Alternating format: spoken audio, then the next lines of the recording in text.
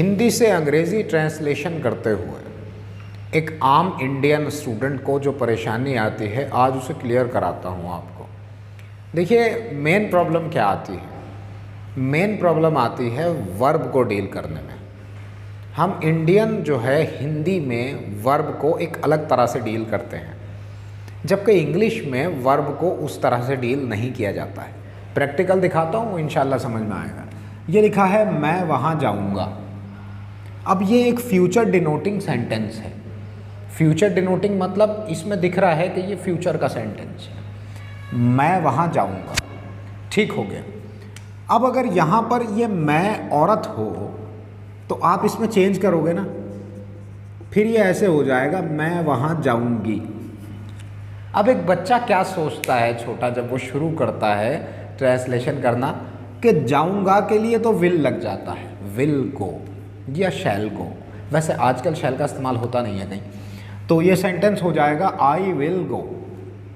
अब चूँकि यहाँ पे जाऊँगी आ गया है, मैं वहाँ जाऊँगी, तो बच्चा ये सोचता है कि मुझे जो मेरे टीचर ने इंग्लिश बताई थी ये विल गो, ये तो जाऊँगा की बताई थी, ये तो जाऊँगी है, इसका क्या करना है?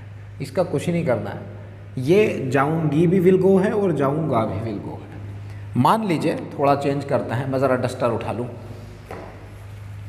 मान लीजिए यहाँ पर मैं की जगह अब तो बहुत कुछ ही चेंज करना पड़ेगा। मान लीजिए यहाँ लिख दिया जाए वह जाएगा। तो आपने देखा यहाँ पर जाऊँगा था मैं के लिए, जब ये मैं औरत होती है तो ये जाऊँगी हो जाता है। यहाँ पर चूँकि सब्जेक्ट वह आ गया है तो ये जाएगा हो गया है।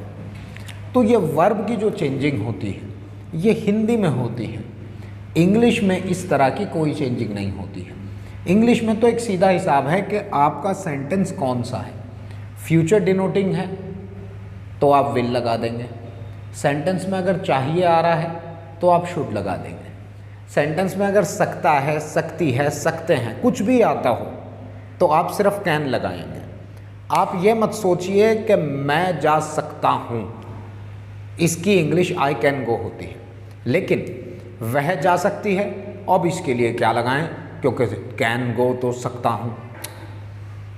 कैन सकता है, सकती है, सबके हिसाब से कैन ही लगता है। सम अप करके आपको बताऊं कि ये सिर्फ़ और सिर्फ किस वजह से होता है, क्योंकि हिंदी में वर्ब को बार बार चेंज किया जाता है। ये टाइम के हिसाब से भी चेंज हो जाती है, ये जेंडर के हिसाब से भी चेंज होती है, सब्जेक्ट के हिसाब से भी, और कहीं कहीं तो ये ऑब्जेक्ट के हिसाब से भी चेंज हो जाती है। अब देखिए कैसे ऑब्जेक्ट के हिसाब से जो है हम ऐसे चेंज करते हैं। देखिए, मैंने रोटी खाई। अब यहाँ पे जो एक खाई वर्ड है इसे हमने फेमिनाइज किया है, औरत बनाया है इसका, है ना। क्यों बनाया? क्योंकि यहाँ पे रोटी है। मान लीजिए इस रोटी की जगह यहाँ गन्ना रख दीजिए, तो अब आप ये खाई थोड़े बोलेंगे, अब आप इसको क्या बोलेंगे? मैंने गन्ना खाया।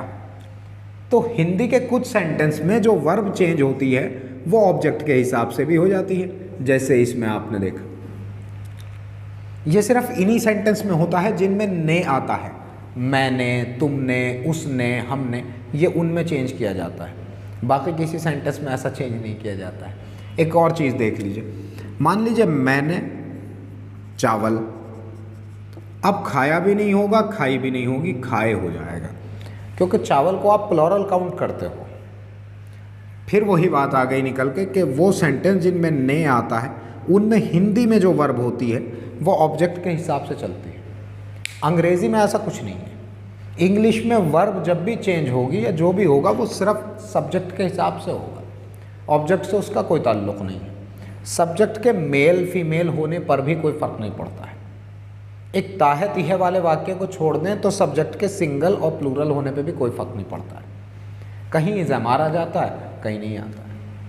तो कुछ चेंजेस हैं जहाँ पर सिंगुलर प्लूरल का फ़र्क पड़ता है, लेकिन औरत मर्द का तो कहीं कोई फ़र्क पड़ता ही नहीं है। हिंदी में पड़ जाता है, जाऊँगा, जाऊँगी, जाता हूँ, जाती हूँ। प्लूरल होगा तो जाते हैं। अंग्रेज़ी सिंपल बनेगी, आई गो, वी गो, यू गो। ही हो जाएगा तो गो में आपको ES लगाना पड़ेगा। कुल मिला के आप ये बात समझ गए होंगे कि मैं आपसे क्या कहना चाह रहा हूँ। आपके पास अगर इंग्लिश है खाता हूँ तो फर्स्ट फॉर्म लगा दीजिए ईट। अब उसमें खाती है आ रहा है तब भी फर्स्ट फॉर्म ही लगाइए, खाते हैं आ रहा है तब भी फर्स्ट फॉर्म ही लगाइए, कुछ भी हो फर्स्ट फॉर्म लग जाएगी। इसी तरह आपके पास एक सेंटेंस है जिसमें आ रहा है जाऊंगा। अब जाऊंगा की जगह आप जाएंगे कर दीजिए, जाएगी कर दीजिए, जाएगा कर दीजिए, जाएंगे कर दीजिए, जाऊंगी कर दीजिए, विल लगेगा और फर्स्ट फॉर्म लग जाएगी विल गो।